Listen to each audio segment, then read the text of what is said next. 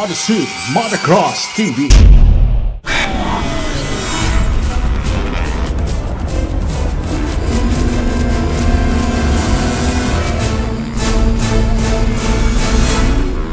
Good day, Motocross fans, and welcome to another episode of MSMotosuit Motocross TV. This is Ramila Yuman as we feature today the final heats for beginners category, executive C class and pro open class. The battle between top riders from Visayas and Mindanao here in Dinagat Island. We will also feature our rider-like story, the wonder boy of Danbantayan, Cebu, BJ Bill Pepito.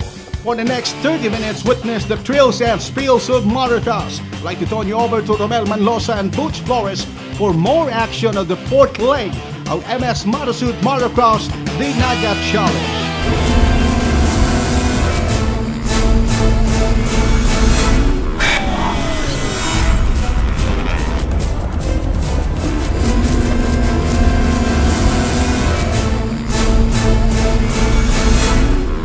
It's Saturday once again, ladies and gentlemen, and we welcome you once again to another episode of our Dinagat Islands Motocross Challenge of the fourth leg of the MSMotosuit Motocross series. This is Romel Manlosa. Butch Flores. And we will bring you, ladies and gentlemen, the beginners open the second heat. We have 6 riders, Sir Butch, sa atong category karon ang beginners open. We have Philip Leonardo, Dandin Katipay, Gatsi Bayawa, BJ Pepito, and John Almasilla. On your screen right now, ladies and gentlemen, is the leading rider, Gatsi Bayawa of Dipolog City. He's from Dipolog City, and he is now dominating the beginner. And of course, right behind that is Surigao rider. Dandin Katipay. Rider number 831. And on your screen right now is Gatsi Bayawa, rider number 55. He's pulling, nag-pull away na siya karon na Sir Butch. Kunya naasan yung screen karon ang Cebuano rider na si BJ Pepito, rider number 8. So he's the youngest rider na sumali sa beginner. And I think he is on the third position right now, Sir Ramel. Yes. Unfortunately, on the later part, murag nakaproblema siya, he crashed into, pero dili major ni nga crash nga kuan na murag na slip lang siya, natagak siya. Okay, as we have seen right now, that is Philip Leonardo from Osamis. Of course, he is riding for the team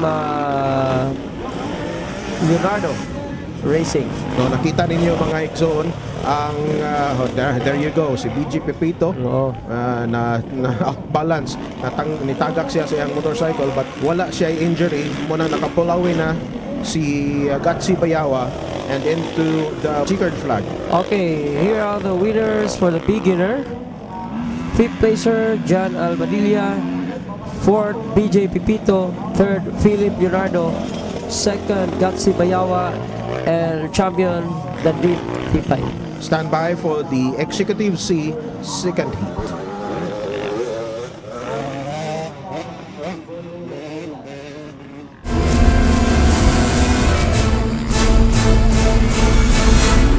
Mayong hapon, here with me is Mr. Dandin Katipay, champion of the Beginners Open competition. How do you feel? I feel so tired. First time na ako balik sa race, then gusto lang kong makalag diri sa Dinagat Island kay sila nga patsada gyud ko ng race track. So patsada gyud.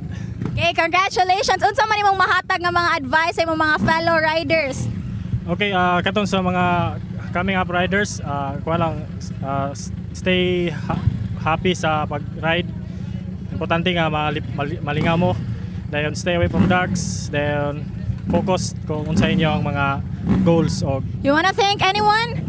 I would like to say thank you sa akong friend Jason's Bike, naguban sa ako diri, Gatsi, and sa akong friend po si Atoy's Bike nga nagpabaro sa iyang motor, kaya kuha medyo na-diferensya gamay. Thank you so much. And sa Dinagat nga nag-invitar sa mua o sa tanan nga involved ani nga race. Alright, that's Dandin Katipay. Congratulations, bro.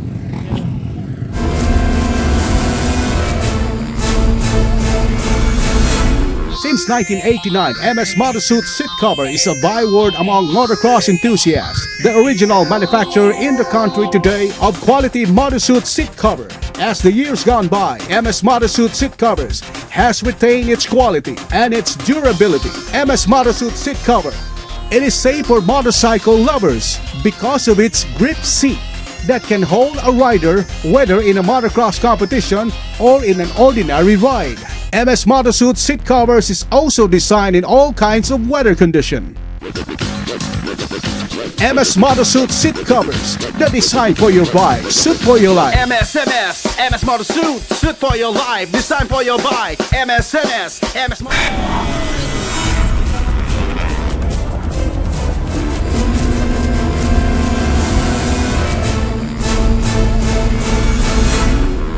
Friends, back to the action. We will bring you the second heat of the Executive C Division.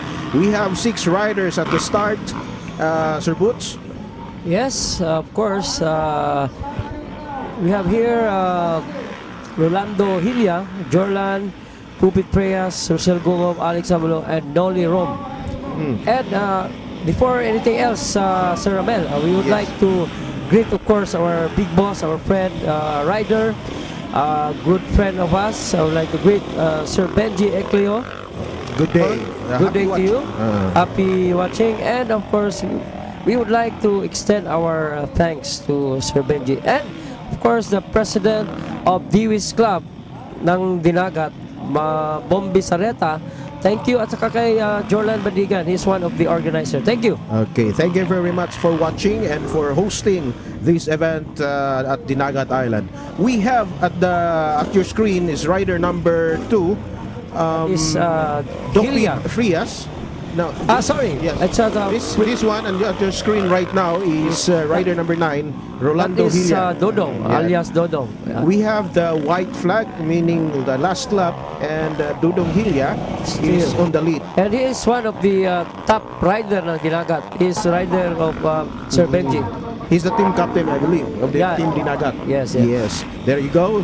Mr. Dodong Hilia is leading the pack of 6 riders from the start. We have 9 riders who have registered, but sa second heat, unom na lang ang nitiwas sa Butch. And of course, medyo pabor-pabor gamay, no? Oo, race track ni Dudong na, di ba? Morning racetrack. Oo, baga of course. There you go, the checker flag. Here are the winners for the Executive C. 6th placer, Noli Rom. 5th, Alex Abalo. 4th, Rosel Gumo. 3rd, Pupit Preyas. 2nd, Jorlan Badigan. And champion, Rolando Hilia.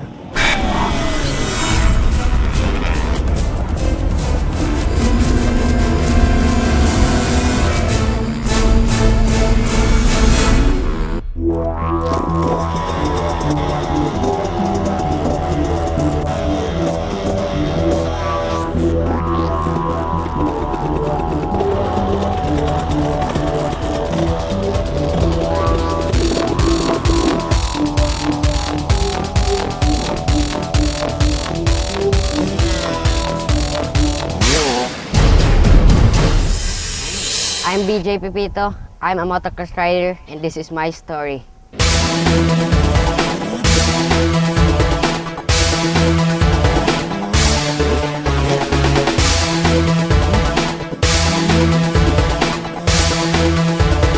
He is our MX rider feature of the day, the 12-year-old wonder boy of Dan Batayan, Cebu, Bill BJ Pipito Jr.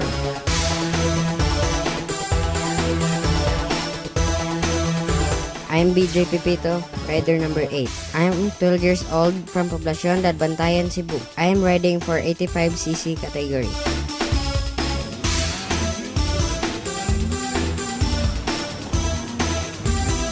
I started at the age of 6. We've watched MSMotosuit Motocross series at Calambua, Cebu, and that moment inspires me to race. My family bought me my first 50cc bike. My first race was at Medellin, Cebu. Aside from motocross, my other hobbies are playing basketball, biking with friends, and watching movies. I traveled a lot of places here at the Philippines. My favorite racetrack is my practice track in Parugnawan, Cebu. I will never forget my first race at Medellin, which I got the 3rd place. Every weekdays, I study cause studying is my number 1 priority, and every weekends, I practice for the upcoming races. Every race, I feel the tension, especially at the starting gate. Every end of the race, I'm always happy with the results. Whether if I win or lose, what comes most is I'm safe.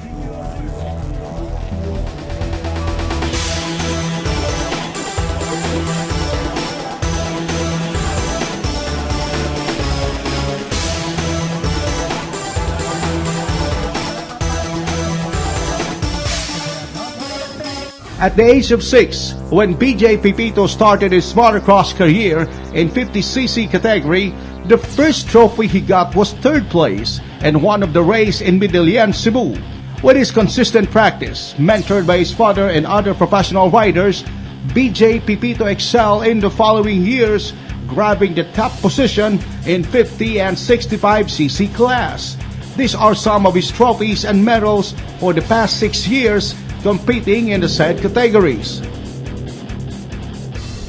I'm BJ Pepito. Welcome to my shop, and this is all my trophies. That trophy right there, that's my first trophy in Medellin. Consistent awardee in the MSMotosuit Motocross series. Congratulations to BJ Pepito.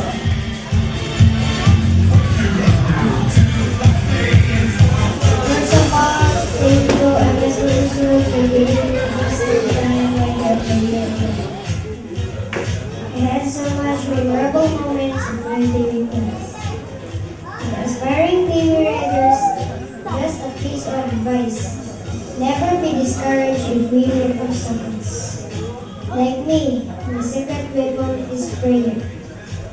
Regardless of we win or lose, take on every race as a learning experience. Even if we earn recognition and praises, let us all be humble. Family is the source of my inspiration. Ma and Dad, thank you for the love and respect. I promise I will be a good boy. I will not disappoint you. Soon I will be a man and you will be proud of me.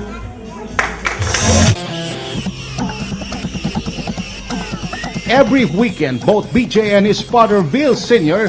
took time to practice here in Panugnawan, Batayan, Cebu, preparing for any upcoming MSMotosuit Motocross series for this year 2014.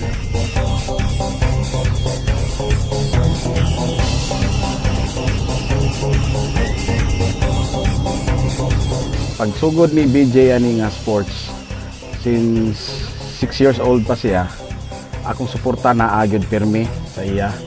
Unya ang iyang kahago, iyang kakugi, sakripisyo nagbunga gyud kay gani karon nga 85cc kategory na siya, mini, mag-champion man gyapon siya. So ako nisamot ang akong suporta sa bata kay naningkamot man sad siya. So sa kuan sa Ginoo, sa akong pag-ampo pod, mo na yung grasyahan pod si BJ, naka-motor na pod siya bag-o karon. BJ Pipito is the youngest sibling of Bill Pipito and the only son. No wonder he is most loved by his elder sister Sarah and Chubby Pipito. In every race, BJ sisters have their own rule in supporting the Wonder Boy of Bantayan. Sarah took charge as a publicist and took care of image of BJ Pipito, while Chubby Pipito is the official photographer of the family and took care of uploading the photos of BJ Pipito. As a sister, I always see to it that I'm there to guide my brother, and I always tell him to do good in his studies, because as much as he's doing good with his motocross career, the school is also supporting his motocross races, and they're really proud of BJ. So they're giving BJ extra attention because he's an athlete.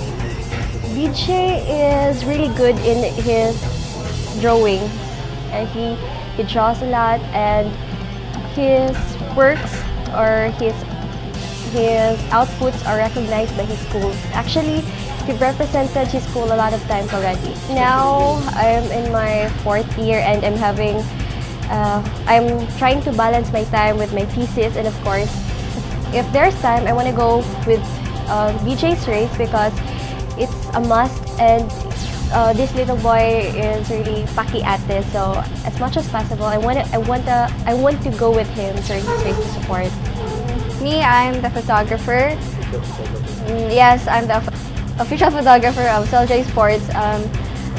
Sometimes it really gets me anxiety because at the same time my brother is racing, and at the same time I'm always gonna take pictures of him. Kanang mga kaning lapok niya nga race, sometimes sad kanang makaligo na lang ka og lapok because of taking pictures inana. Then sometimes sad nga sobrang kainit, murag ma-dehydrate ka, then daghan man sag mga experiences when it comes to taking pictures of for my brothers kaning Facebook, just like that.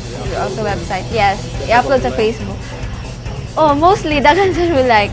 Bill Sr. and Sarah also in charge of taking care of the studies of BJ Pipito, making sure that BJ will have time to study. Happy, proud. Kaning murag naani mo tanan ba kung makadaog si BJ, maglipay kita tibok pamilya na mo. Naagi lamig kalambuwa atong time then nananaw mi. Then pagka human sa race, the following day, nangay siya motor, mo na siya ako na mga rider mo siguro ni bata agad. So akong gibadlong gani siya nga ayo di taan nga sports kay delikado, peligro nya. Ang studies nimo mapiktuhan unya. Pero so far wa man gid noon sayang pagtuon wa man nausab wa man nagpatuloy. Aside from being the apple of the eye of the family, BJ Pipito is also loved by his grandmother, Narcisa Pipito, who recently celebrated her birthday. One of the unforgettable memories of Lola Narcisa had his first race that she blessed his favorite grandson with a holy water and put some miraculous medals to protect BJ from harm. Yes. Ako ni sige ko na mga holy water. Ako yung hadlok man ko kay di ko makatuo nga sa iyang pagkagamay. Amo ode sa lupad garang motor. No? Kaya ang iya sa mga picture, ako nakita na galupad siya sa karon makikita ka makalupad siya sa ang linya sa wires sa Veco. Tuwa sa ubos siya tuwa sa ibabaw. Unsa man na paglupad no? Naa siya'y talent na inana, pero ay mag-expect ko inana, niya makahadlok yun. Sa totoo lang, makahadlok yun. Ito sa slow na ang kahadlok na ako yapon. Oh yes, gihapon. Gani din na kayo kung kuyog kuan kay magkurog-kurog ko. Bisag unsa lang ako pamutang mga medal, religious medal, mga stampita niya. Mali pala di ito kay makadaot nito tingaling madagma ang dinagong matusok ni noon siya. So okay na lang, mag-pray na lang.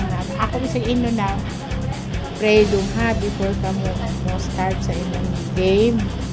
Ora na, wag ila endured lang yun. Diba ba may nag-expect aning iyang talent na inandi ba siya? Iyara good ni. So, amo na lang siyang suportahan. Whatever iyang gusto, amo na lang siyang suportahan. With the proper guidance from the Pipito family and the determination of BJ to pursue his motocross career, the wonder boy of Bantayan has a long way to go to be the next Glenn Aguilar or Bonok Mangusong in a motocross scene. For MSMotosuit Motocross TV, this is Ramila Yuman.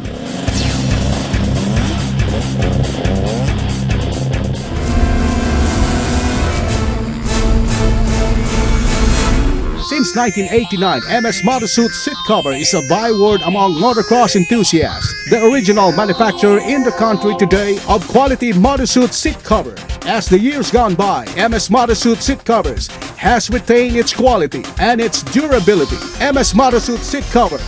It is safe for motorcycle lovers because of its grip seat that can hold a rider whether in a motocross competition or in an ordinary ride. MS Motosuit seat covers is also designed in all kinds of weather condition.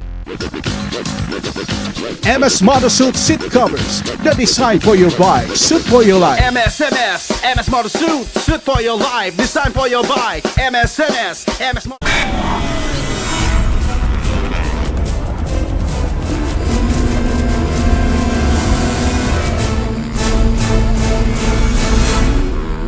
Back to the action, ladies and gentlemen. Another Motocross Saturday, and we bring you the best of the series. Ladies and gentlemen, this is the second heat of the Pro Open, and still with me is Mr. I Love It, Mr. Butch Flores. Thank you, Sir Amel, and I'd like to greet everyone. Good day, and of course, we have here Bornok Mangosong, John Adlawan, Vinila Villar, and Dondon Newson, and Amboy Aparcon, and Ted Conde. At the starting gate, ladies and gentlemen, we have 6 riders led by no less than Bornok Mangosong, and we have you can see the excitement of this race. Dili sa maguna, pero ari sa magsunod kasunod, Sir Butch. We can see ang pull away na ni si Bornok Mangosong, but the second and third place mo na giilogan ani karon because John Adlawan, unfortunately, he has a misride. And on the first turn, dinagyan mo na kita natin yung sangit siya, no? Ayan, nag-outer si Bornok at bigla yan. Nasangit, so, perfect turn yung sa berm ni Bornok Mangosong. Nasa likod niya ngayon, sino yan? Si Dondon Yuson. Okay, got a good start. That is Donald Yuson from Iloilo. And then the race is sa second and third and fourth place is very, very exciting, ladies and gentlemen, kay si Dondon Yuson and Jovenil Avillar. Muna na side by side. But from out of nowhere, si John Adlawan mo ay makakuha sa third place at the end. So, tanawang mayo. Yung apat na rider, dikit-dikit lang yun. Pero yung isa, yung si Bornok, ayan. Si Bornok is pulling away. Breakaway na, si Bornok. Yan, yung coach, si Aiki Mapa. Yan yung mga coach. Diyan yung area ng signal area. Yes, as you can see, Bornok Mangosong is pulling away while Dondon Yuson and Juvenile bakbakan sila, Coach Sir Butch, sa second and third place. But in the end, John Adlawan who is from behind sa first 3 laps, he's the last man. But doon na siya bumawi sa last 2 laps. Sir Ramel, basta endurance, talagang si Jan. Believe ako sa bata na yan. But anyway, please join this coming August 9 and 10. Yes. That is the 5th round of the series ng Copico Astig with the Man and Machine. So kita po tayo sa Lipata, Minglanilla. And hopefully, Sir Butch, the MSMotosuit Motocross series will be in Bacolod City. Hopefully. Yung Til sinabot sila, and yung mga kaibigan natin dyan sa Bacolod, makikita nyo live action ng MS Motosuit. Hopefully. Okay, the table is negotiating pa karon sila, si Sir Lou, atong big boss din sa MS Motosuit, o ang mga possible sponsors.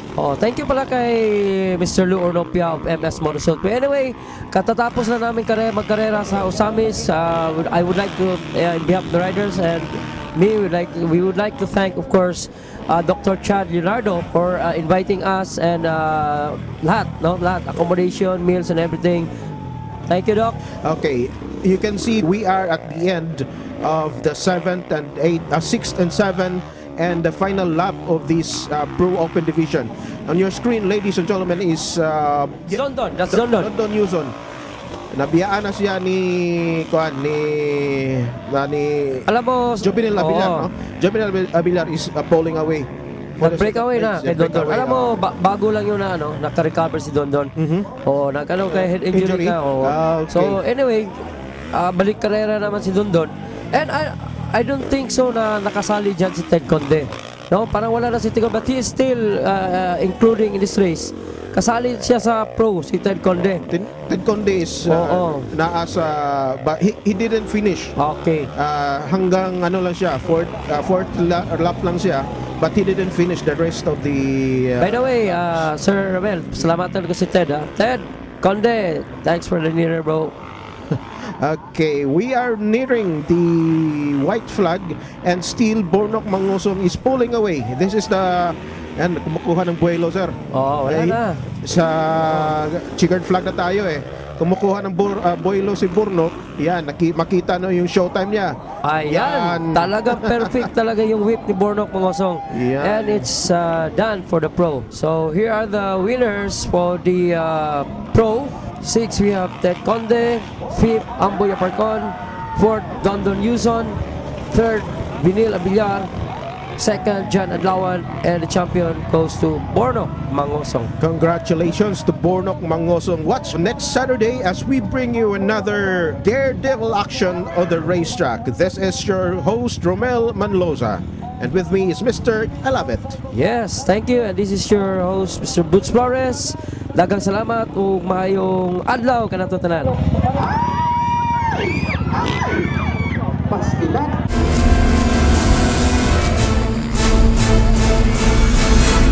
Good afternoon, guys. Here with me is another celebrity rider, Amboy Aparcon from GMA 7. Hello there. How are you? Hello, good afternoon po sa inyo lahat. Kumusta? Mabuti naman. How do you feel being a third placer sa pro category natin ng MSMotosuit? Okay naman, pero kailangan pa rin pursige para mas umakyat yung position. What makes you so passionate with this specific sport? Hindi ko alam, pero basta bigla na lang din naina ko dito sa sports na to. Okay, ilang taong gulang ka nung nagsimula ka? Medyo late bloomer na ako noon, 16 years old na ako nag-start compare sa iba na bata pa nagsimula. Kaya, pero okay pa rin dahil nakahabol-habol pa rin sa takbo. Alright, so anong mga advice na mabibigay mo sa mga amateurs na riders? Always keep on practice para para ma-improve yung sakay. Okay, and anyone who would you like to thank? Siyempre si Sir Benji, Dirt Racing Team, EML Motorsport, Mopoco Racing Team, tsaka yung mga pamilya ko na sumusuporta sa akin, tsaka asawa ko. Maraming salamat. Thank you. That's Amboy Aparcon. Congratulations.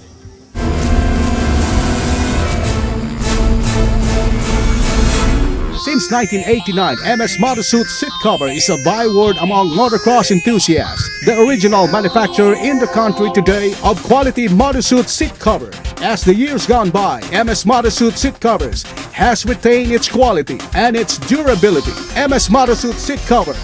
It is safe for motorcycle lovers because of its grip seat that can hold a rider whether in a motocross competition or in an ordinary ride. MSMotosuit seat covers is also designed in all kinds of weather condition. MSMotosuit seat covers, the design for your bike, suit for your life. MS Motosuit, suit for your life, design for your bike. MS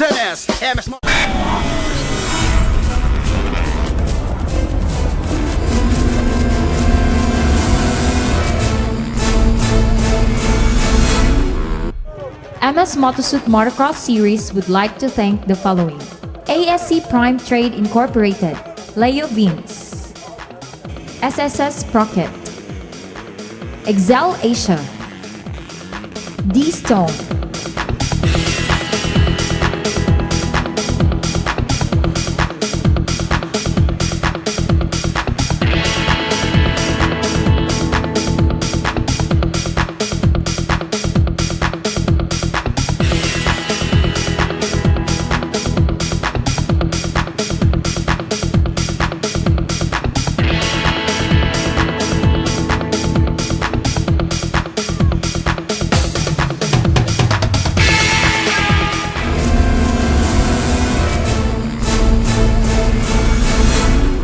Until next week for another episode of MS Motosuit Motocross TV. This is Ramila Yuman. Have a nice day and thank you for watching.